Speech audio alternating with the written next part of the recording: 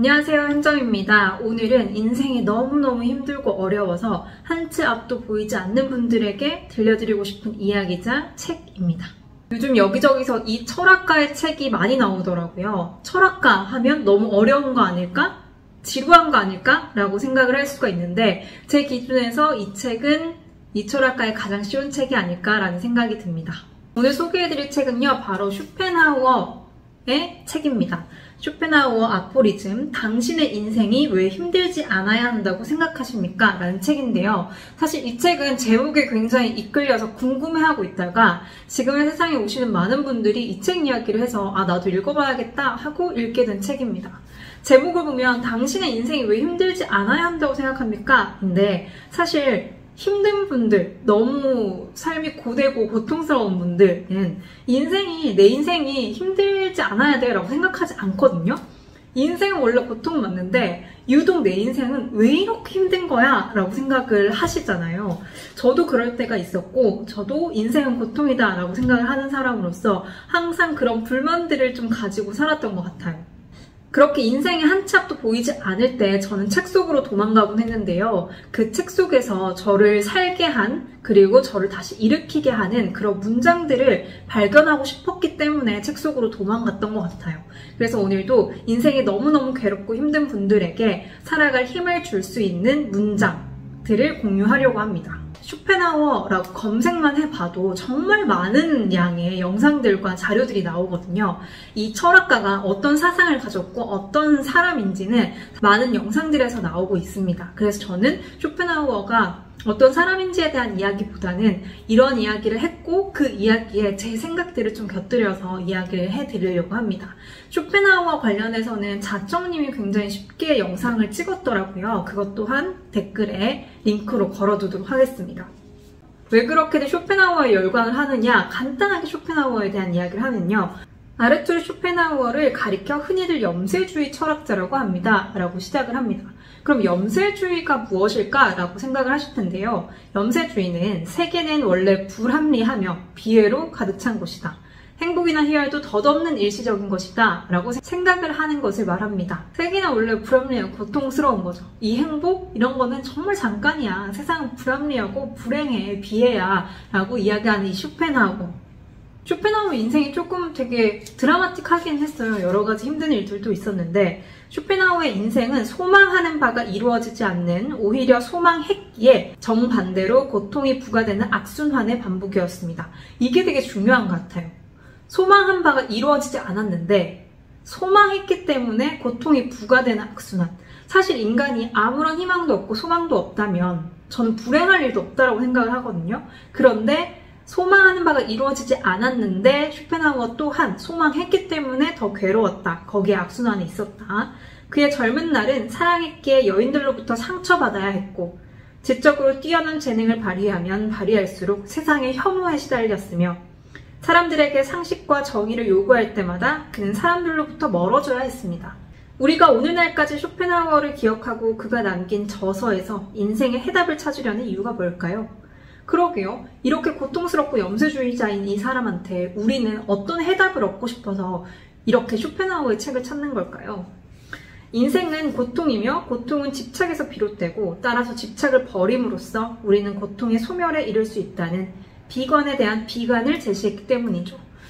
쇼펜하우어의 철학이 이게 가장 핵심이라고 생각을 하는데요. 사실 불교의 철학과 좀 비슷하지 않나 라고 생각을 하기도 했습니다. 인생은 고통이고 고통은 집착에서 일어나는 건데 우리는 그 집착을 버리면 되는 거야 라고, 인생이 비관적이지만 우리는 그것들을 버리면 돼 라는 비관에 대한 비관을 제시한 거죠.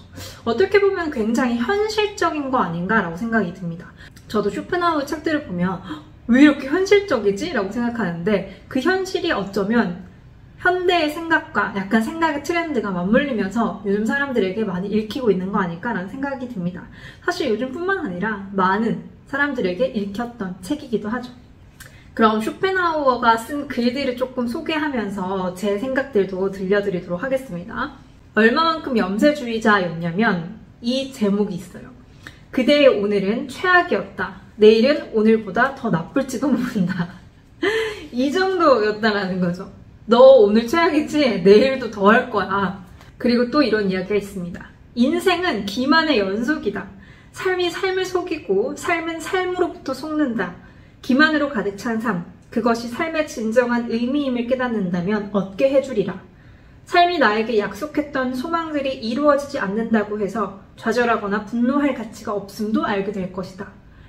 우리가 아까 너 인생 오늘 최악이었어, 내일도 더 최악일 거야 라고까지만 말하는 사람이었다면 사실 누가 그의 생각을 많이 따랐을까라고 생각을 할 수도 있지만, 여기에서도 삶은 그렇게 기만이긴 한데 삶의 진정한 의미를 먼저 깨달아. 그러면 좌절하거나 분노할 가치가 없어 라는 이야기로 시작됩니다. 이게 참 아까 비관에 의한 비관이랑 연결이 되는 것 같은데요. 그는 굉장히 염세주의고 비관주의적인 시선을 가졌지만 그럼에도 불구하고 우리 인간은 어떤 자세로 이 세상을 살아가고 사랑을 할 것이며 그리고 사람을 만나야 될 것인지에 대한 이야기가 담겨져 있습니다. 그다지 불행할 것도 불편할 것도 없다라는 대목이 있는데요. 너는 이제 아픔으로 인하여 남보다 더 성숙해지리라. 나무는 빗물을 마시고 자라며 인간은 자기가 흘린 눈물로 갈증을 해소한다. 후회하지 말고 눈물을 거둬라. 네가 스스로 진실을 선택하게 될 때까지 씨앗을 뿌리고 삶의 밭을 일궈라. 아름다움은 상처 입은 가슴만이 발견할 수 있다. 그 벅찬 기쁨을 위해 아름다움은 저렇듯 신비한 모습으로 나의 이마 위를 떠돈다. 이 말이 참 가슴에 많이 와닿았었는데요.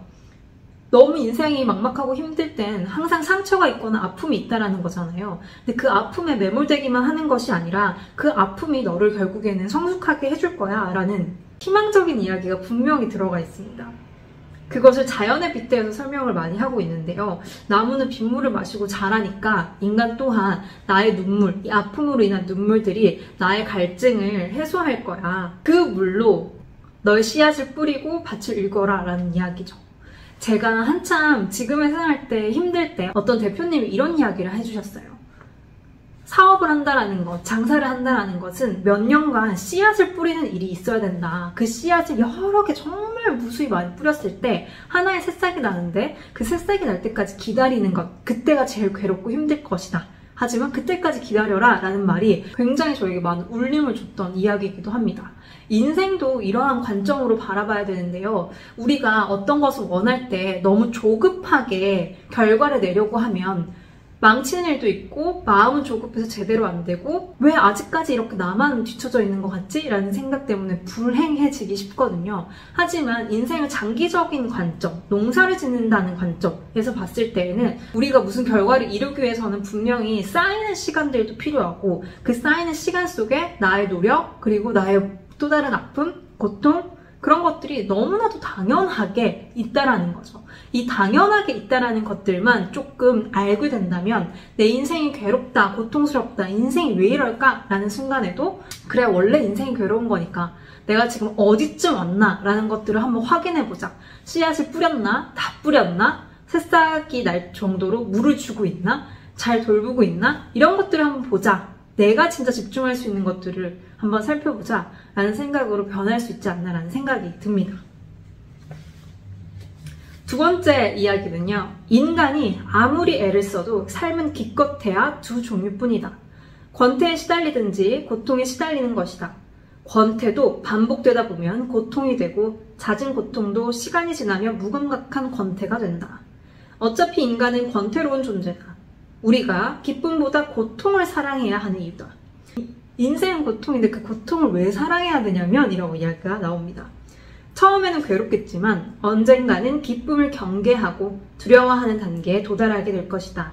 이런 단계에 도달하면 인생은 더는 고통스럽지도 권태롭지도 않은 평범한 그 자체가 된다. 그것으로 고난의 끝이다. 우리가 그렇게 권태롭고 혹은 고통이고 그 과정에서 반복하다 보면 언젠가는 그 다음의 경지에 이르게 된다는 거죠. 그 다음의 경지에 이르면 고통이나 권태가 아무렇지 않은 그런 상태가 온다라고 이야기를 하고 있습니다. 저는 이게 아까의 이야기와 연결시켜서 이야기를 할 수 있을 것 같다고 생각을 했는데요. 우리가 아까 결과를 내기 위해서 노력을 해야 되는 것에 대한 이야기를 했는데 그 과정에서 너무 고통스러워, 너무 재미없어 그 단계에서 머무는 게 아니라 그 단계를 넘어서는 순간 이 고통과 권태 또한 당연한 것이고 내가 어떤 것을 욕망하고 살아가는가 사실 내가 어떤 것을 위해서 이렇게 열심히 했지? 라는 그 목표를 잃어버리면 이 과정이 굉장히 권태롭고 고통스러울 수가 있거든요. 그 권태와 고통을 사실 잊어버리는 그 다음 단계가 인간에게는 있어야 하지 않을까라고 생각을 합니다. 사실 쇼펜하우어는 그 욕망 때문에 인간이 괴롭다라고 하기는 했지만 우리가 또 욕망을 아예 안 가질 순 없잖아요. 현실에 살기 위해서는. 그런데 내가 고통스럽고 권태로운 것만 느낀다면 내가 가고자 하는 목표를 잃어버리진 않았는지, 없는 건 아닌지, 혹은 타인의 것인 건 아닌지라는 것들을 살펴볼 필요가 있겠죠. 청년 시절은 처지와 환경이 어떻든 대체로 불만족스럽다. 젊음은 슬픔과 불행의 시기다. 배움과 현실의 차이에 좌절하는 첫 번째 실패의 날이기 때문이다. 인생에서 행복을 잡을 수 있어야 한다는 확고한 전제를 배워왔고 행복해야 한다는 강압하에 혈안이 되어 있기 때문이다. 그로 인해 끊임없이 환멸이 생기고 거기서 불만이 생겨난다. 막연히 꿈꿨던 행복의 그림자가 변덕스럽게 선택된 모습으로 눈앞에 어른거리고 젊음은 그것의 원상을 추구하지만 뜻대로 되는 일이 없다. 그래서 청년 시절은 처지와 환경이 어떻든 대체로 불만족스럽다. 세상에서 많은 것을 얻을 수 있다는 망상을 청년기에 뿌리 뽑을 수 있다면 다행이다. 사실 이걸 청년기에 뿌리 뽑기가 어렵기 때문에 괴롭지 않을까라는 생각을 하는데요. 저는 사실 연예인들이 TV에 나와서 저의 20대는 너무 괴로웠어요. 돌아가고 싶지 않아요. 라는 말을 들을 때마다 굉장히 위로가 되거든요. 최근에 이서진 씨도 그런 이야기를 했었고 다른 배우도 나와서 그런 이야기를 했는데 그런 걸 보면서 아, 나의 20대만 힘들었던 건 아니구나. 20대 때는 정말 모두가 인생이 괴로운 것이었구나. 라는 것들을 깨달았다면 아, 잘 살아왔네? 라고 생각을 할 수가 있잖아요. 쇼펜하우어 또한 이 이야기를 하는 것 같아요. 너가 20대 때는 그렇게 알지도 못하는 행복, 사회가 원하는 기준에 맞춰진 그런 무언가를 성취하기 위해서 열심히 갔는데 그거 다 망상이야. 그거 뿌리 뽑아야 돼. 원래 청년기는 그래서 괴로운 거야 라고 이야기를 던져주고 있습니다. 20대 때는 사실 몰랐던 것 같아요. 왜 이렇게 인생이 괴롭고 힘들고 눈물이 나는 일이 많은지 몰랐던 것 같은데 지금 돌아보면 정말 20대 때 그런 수많은 부딪힘, 수많은 눈물, 아까 쇼펜하우어가 이야기했던 나의 아픔으로 인한 눈물들이 저를 성숙하게 만들었다라는 생각이 들거든요. 그래서 여러분들이 지금 너무나도 힘들고 나만 이렇게 힘든 것 같다면 내가 그 시기를 건너고 있구나 라고 생각을 하시면 좋을 것 같습니다. 하지만 그 시기를 건너고 있구나에서 머무는 게 아니라 쇼펜하우어가 이야기했던 것처럼 그거 잘 이용해야지, 고통스러운데 그 고통을 사랑해야지 라는 방법까지 어떻게 갈 수 있는지 나의 방식으로 그것들을 생각해보면 좋을 것 같습니다. 저는 이 대목이 가장 좋았는데요. 고독과 권태는 나의 말이 되었다. 인간에게는 자기만의 말이 있다. 늘 마음속에 그 말을 간직한 채 살아간다. 어디를 가든 누구를 만나든 시간과 장소에 구애받지 않고 그 말을 혀와 몸과 의지로 표현하며 살아갈 수밖에 없다. 이처럼 인간에게 자기만의 말이 있다. 그렇다. 나의 말은, 내가 사랑하는 그 말은 나의 영혼일 수밖에 없는 그 말은 고독과 권태다. 인간에게는 말이 있는데 쇼펜하우어는 고독과 권태라는 것이 자기의 말이었다라고 합니다. 이걸 제 식으로 좀 이해를 했을 때요. 모두에게 자기가 딱 자리 잡고 있는 철학들이 있거든요. 제가 인생은 늘 고통이지 라고 이야기를 했던 것도 저에게 어떻게 보면 언어는, 말은 고통이다 라는 걸로 표현될 수 있을 것 같거든요. 그래서 누군가 저한테 사랑은 뭐라고 생각하세요? 라고 했을 때 저는 사랑은 고통이죠? 라고 이야기를 했던 것 같아요. 제 과정들을 되게 돌아보면 항상 고통스러웠던 순간이 많았기 때문에 그 고통, 저의 말이 되었던 것 같거든요. 하지만 그 고통이라는 말 때문에 정말 많은 책들을 찾아보고 정말 많은 사색에 빠졌던 것도 사실이에요. 왜 그럼 인간은 고통스럽지? 인생은 고통스럽지? 왜 사랑은 이렇게 고통스러운 거야? 라는 항상 저에게 그런 질문들이 있었고 그 질문에 대한 답을 찾기 위해서 책도 찾아보고 영화도 보고 많은 사람들과 대화도 하면서 저만의 철학이 생겼고 그 고통 때문에 제가 열심히 살아갈 수 있는 동력이 되었다라고 결론을 내렸거든요. 여러분들 안에 자리 잡고 있는 맨날 습관처럼 하는 말은 또 무엇인지 또 거기에만 맴돌지 말고 지금 쭉 이야기해왔던 것처럼 어떻게 얘를 동력으로 삼을 수 있을지에 대한 고민을 해보시면 좋지 않을까라고 생각을 합니다. 이 말이라는 게 굉장히 중요한 이유는요. 나의 생각을 지배하고 내가 세상을 바라보는 그 관점 또한 지배를 하기 때문에 이 말이 무엇인지 찾고 이 말로써 어떻게 잘 살아가는 것으로 쓸 것인지에 대해 결론 내리는 것은 굉장히 중요합니다. 그래서 말과 말이 부딪힐 때 뭔가 대화가 잘 안 통한다? 이상하다? 왜 불편하지? 라고 생각이 들겠죠. 그래서 저 사람의 언어는 어떤 것인지 나의 언어는 어떤 것인지를 살펴볼 필요가 있습니다. 이렇게 오늘은 쇼펜하우어가 이야기한 것들로 같이 이야기를 해봤는데요. 인생이 너무 고통스럽고 외로우신 분들은 거기에만 빠져있는 게 아니라 거기에서 조금은 구원해줄 수 있는 혹은 조금은 위로해줄 수 있는 여러 가지 문장들을 책 속에서 찾아보시면 어떨까라는 생각이 듭니다. 나는 책까지 읽을 힘이 없다, 체력이 없다 라고 하시는 분들은 영화를 보셔도 되고 음악을 들으셔도 되는 거죠. 저는 음악의 가사를 굉장히 잘 보는 편인데요. 그것 또한 문장이기 때문에 나에게 큰 위로가 되지 않나 라고 생각을 합니다. 여러분들은 어떤 책과 문장과 음악에 그리고 영화에 힘을 얻으셨는지 공유해 주시면 저도 한번 보도록 하겠습니다. 안녕.